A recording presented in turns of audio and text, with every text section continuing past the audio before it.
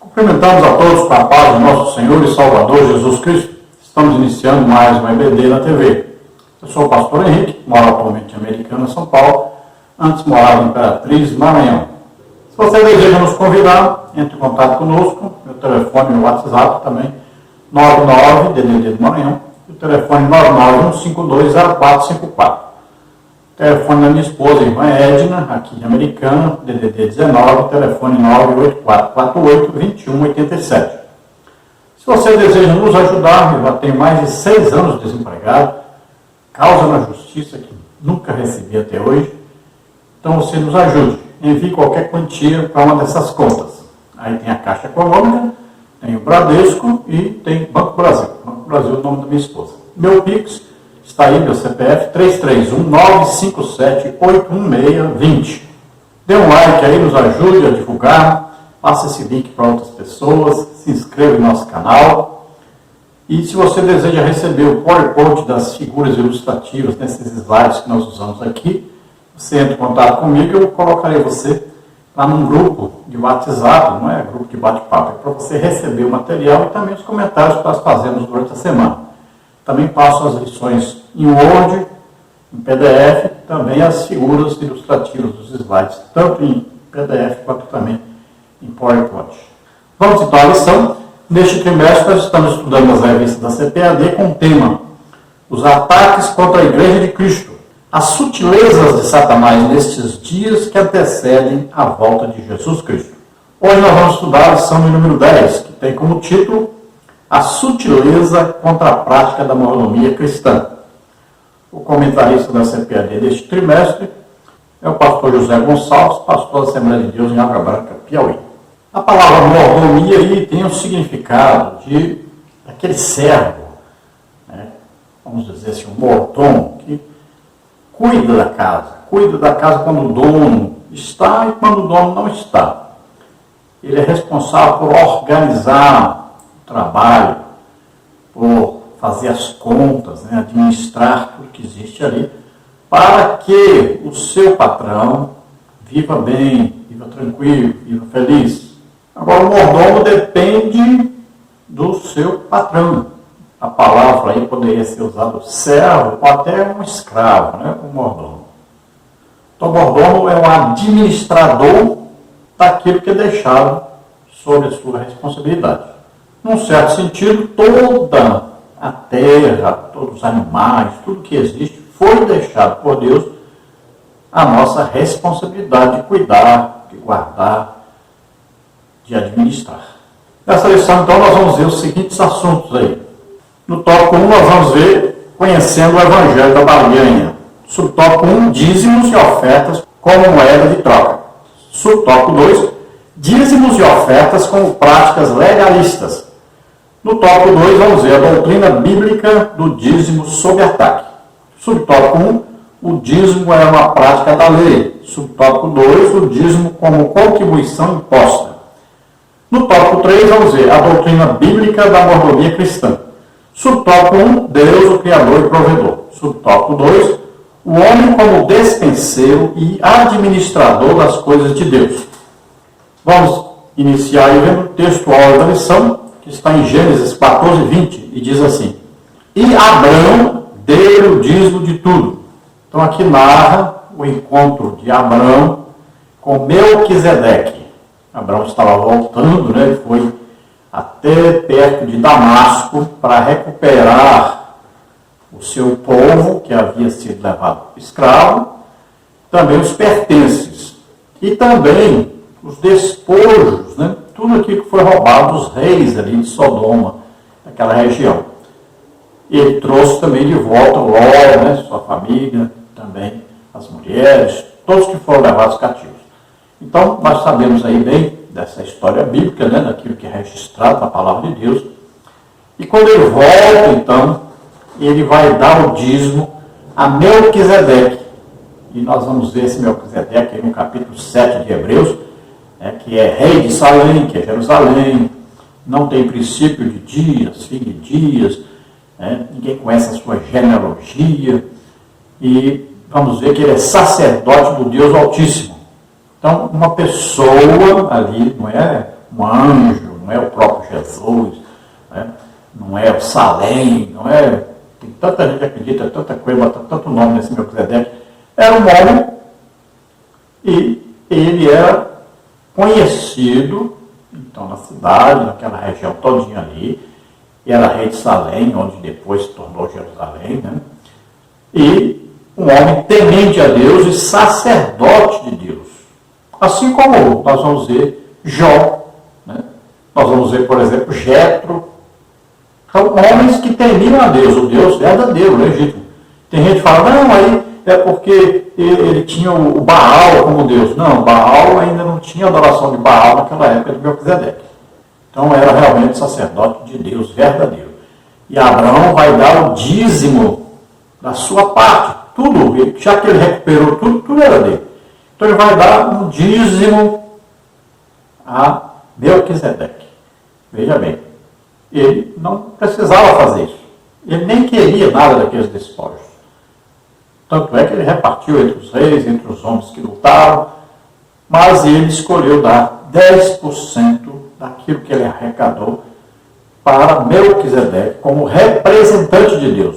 Por que ele fez isso? Porque ele amava a Deus, ele foi justificado por sua fé em Deus. Então, aí ele vai, por amor a Deus, ele vai entregar 10% a Melquisedeque, como Melquisedeque estava representando Deus.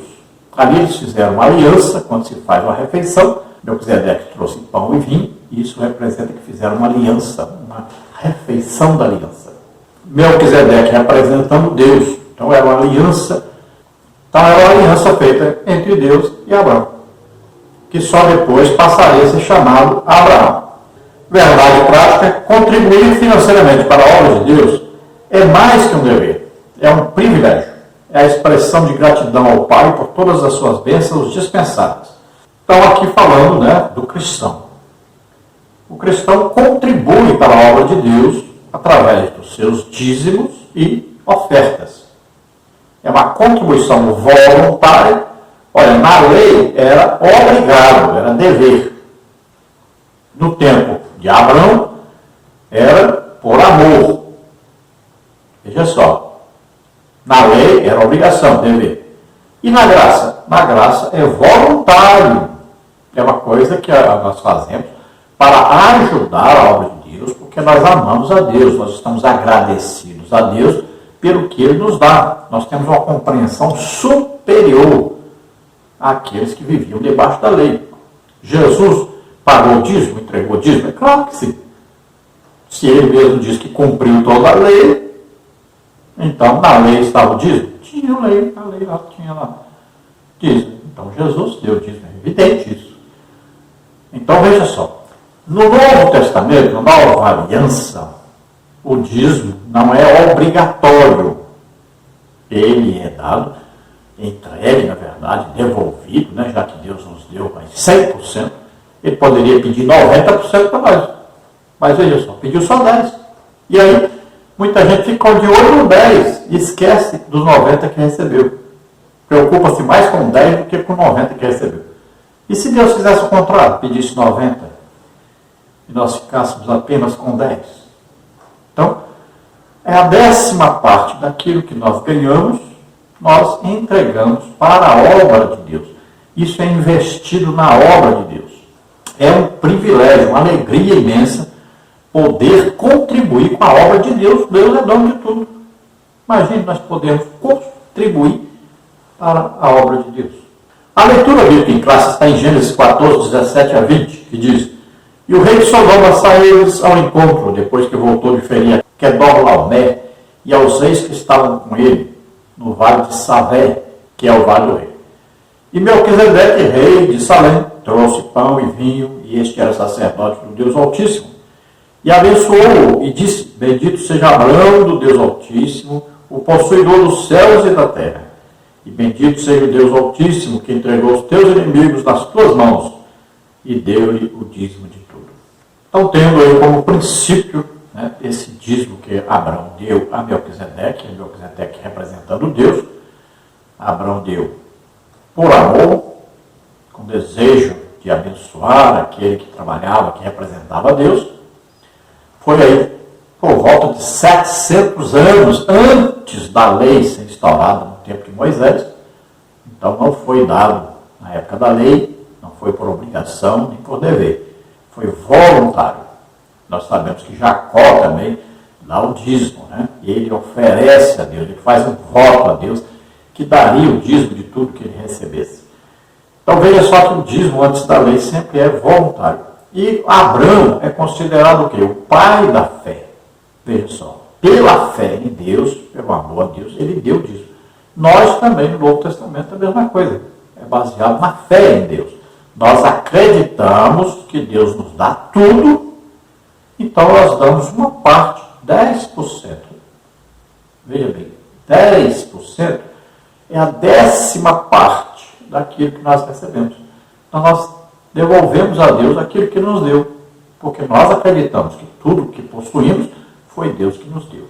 Nós somos gratos a Deus, amamos a Deus e queremos ver a propagação do Evangelho para a salvação de todos os povos. Queremos ver a obra de Deus em progresso. Então nós abençoamos, ajudamos a obra de Deus. Vamos à introdução. Nesta lição abordaremos a doutrina bíblica da mordomia cristã. Há muitos equívocos, incompreensões, distorções em torno dessa doutrina. Isso tem feito com que essa tenha sido maliciosamente rejeitada e combatida por muitos. Em primeiro lugar, deve ser observado que mordomia aqui tem o sentido de administrar bem o que Deus nos deu e não os privilégios vividos indevidamente por alguém. Visando corrigir alguns ensinos equivocados em torno desse assunto, que sutilmente se infiltraram no meio evangélico, faremos uma exposição daquilo que as Escrituras ensinam sobre a mordomia cristã. Por outro lado, veremos também como muitos maldosamente transformaram esse ensino numa prática de barganha. Entretanto, também mencionaremos que os que se posicionam contra a prática do dízimo usam esses estereótipos como justificativa para a sua infidelidade. Finalmente, mostraremos que a prática do dízimo e das ofertas, longe de ser um fardo, é a expressão de gratidão por parte do cristão que se sente agraciado por Deus. Então vamos ver nessa lição aí sobre a doutrina, né, da mordomia cristã. Agora, é claro, falando aí a respeito dos dízimos. Não estamos falando muito aqui nesta lição a respeito das ofertas, né? E é evidente que as duas coisas andam juntas. Não só nós entregamos ou devolvemos, né, ou damos o dízimo, como também nós ofertamos. Existe a oferta aleatória, que você dá e a igreja vai decidir lá, né, o pastor ou os líderes vão reunir e vão ver que vai gastar, ou você dá uma oferta alçada para determinada coisa. Quero dar uma oferta aqui para comprar cadeira, para comprar banco, para comprar um ventilador, para comprar um som aqui. Então, a gente é uma oferta alçada. E existem as ofertas que você coloca lá no gasofilácio ou naquela sacolinha que passa ali, e ali eles vão decidir depois para onde vai essa oferta. O dízimo é dado para as despesas da igreja. Despesa com energia, com água, telefone, às vezes o aluguel, aí comprar coisas para o som, né? Consertos de coisas, tomadas e tal. Aí limpeza, material de limpeza, a pessoa que trabalha na igreja para limpeza, o pastor, né? Então, as despesas, cruzada evangelística, ajuda aos necessitados, tudo isso são despesas da igreja. Então, os dízimos são para isso. Hoje em dia, principalmente pela internet, nós temos aí várias pessoas, né, que combatem o dízimo, dizem que o dízimo é da lei, e são diversas distorções, né? De que pessoas? Pessoas que são, na verdade, avarentas, né? Amam mais o dinheiro do que a Deus. Pessoas que, se estão desviadas, elas torcem, elas não compreendem as coisas de Deus. Passa demônios a dirigir os seus pensamentos. Então eles não compreendem mais ler a Bíblia e entendem completamente diferente. Então nós temos que ver que a mordomia cristã, ou seja, cuidar das coisas de Deus, administrar o que nos foi confiado por Deus. Então, se Deus nos dá tudo que nós temos, nós vamos dar uma parte para ajudar a obra de Deus. Tanto vamos nos colocar à disposição de Deus, quanto vamos também contribuir financeiramente para que a obra de Deus aconteça. E esse negócio de dizer, não, é para dar em plantações que era dado aí os dízimos. Não existe isso na Bíblia. Na verdade, lá no Antigo Testamento, em Deuteronômio, você vai ver que está escrito que se você estivesse longe do templo em Jerusalém, vendia-se os produtos agrícolas e levava o dinheiro para entregar lá. Está aí na palavra de Deus isso, né? Então não era dado só em produtos, em plantações, verduras, ou algum alimento, alguma coisa, em animais. Não, também era dado em dinheiro. E já pensou hoje, nós fomos dar os dízimos aí em animais, essas coisas? Não, se eu trabalho com um animal, eu não vou levar o animal lá para a igreja, lá não tem lugar de colocar animal. Se eu trabalho com plantação de arroz, de feijão, eu não vou levar o saco de feijão para a igreja, pastor, não tem lugar de colocar essas coisas. Então você vai o quê? Vender isso, vai pegar o dinheiro, o lucro que você tem em cima da sua plantação, então você vai entregar 10% desse lucro lá na igreja. E onde você entrega? Onde você congrega. Você não vai num restaurante de um lado da rua e come e vai pagar do outro lado da rua, no outro restaurante que você não comeu lá. Então você vai dar o dízimo onde você congrega, onde você recebe, né, orientações, onde você adora a Deus, onde você sabe que tem um trabalho ali de discipulado das pessoas, de evangelização, de despesas. Então é ali que você entrega o dízimo. Você entrega onde? Na secretaria da igreja, ou ali quando passa, né? Ali tem um gasofilácio próprio para isso, ou passa aquela sacolinha ali e tal. Ali que você coloca o seu dízimo, tá? Agora existem também os exageros. Tem lugar por aí que prega a doutrina da prosperidade, aí fica dizendo que você dá tanto, recebe tanto, né? Coisas terríveis que acontecem, negociações, né? Tem aí denominação que parece aí que é uma empresa de ganhar dinheiro, né? De fazer dinheiro.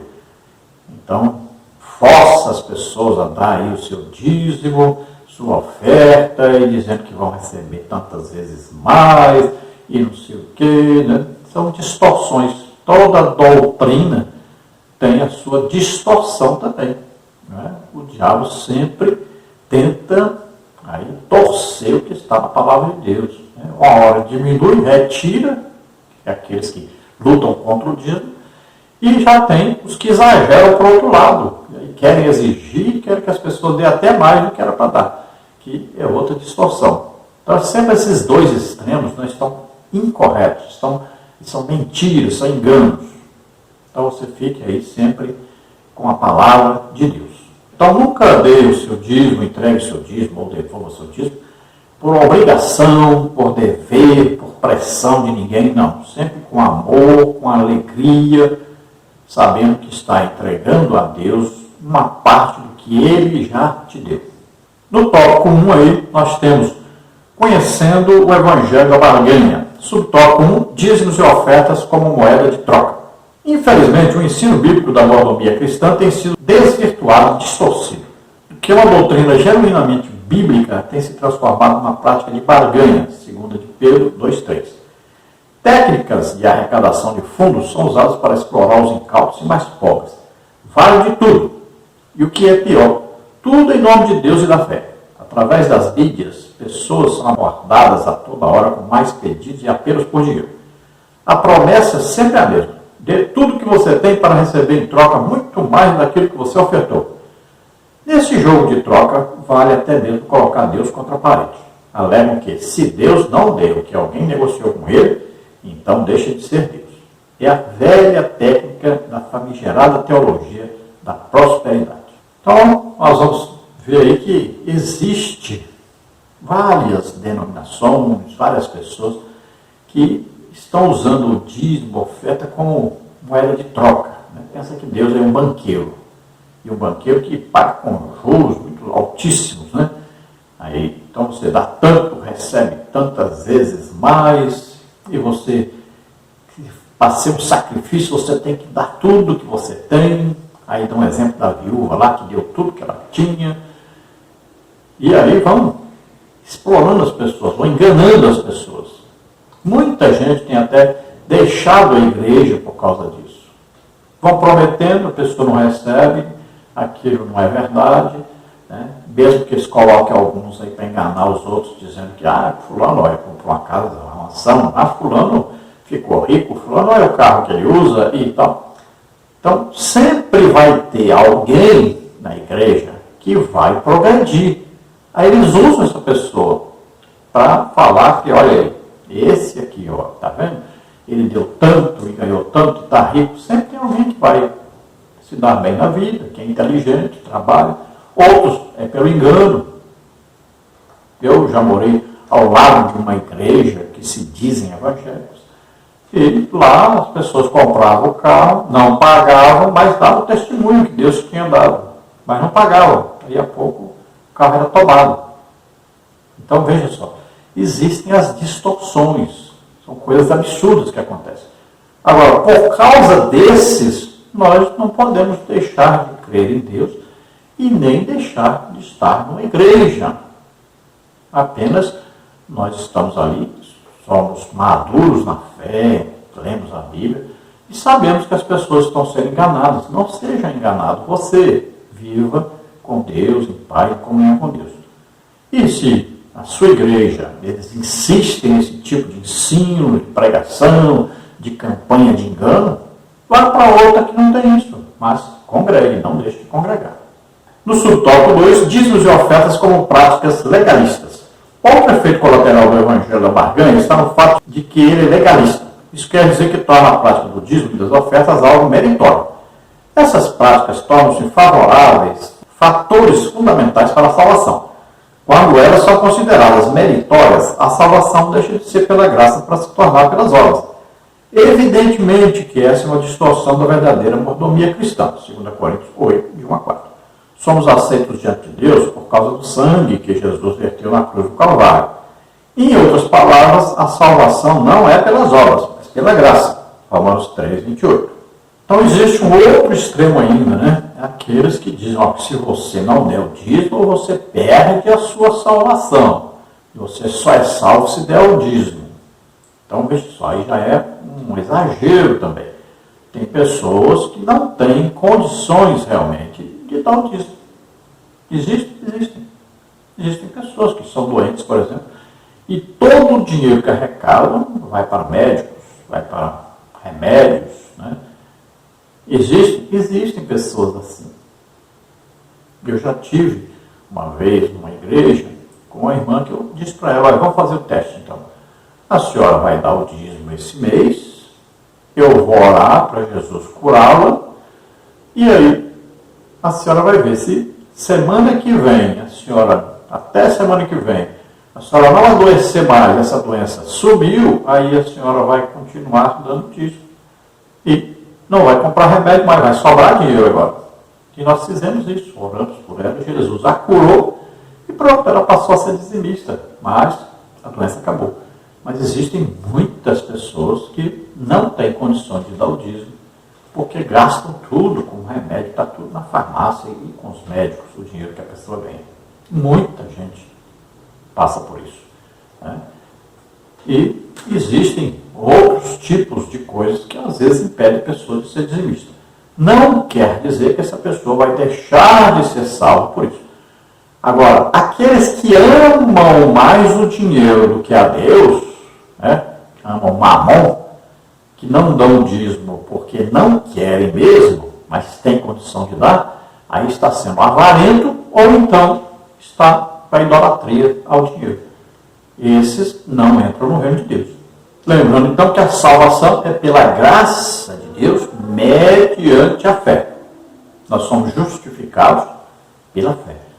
Ouvimos a pregação da palavra de Deus, o Evangelho da salvação, falando sobre a salvação através de Jesus Cristo.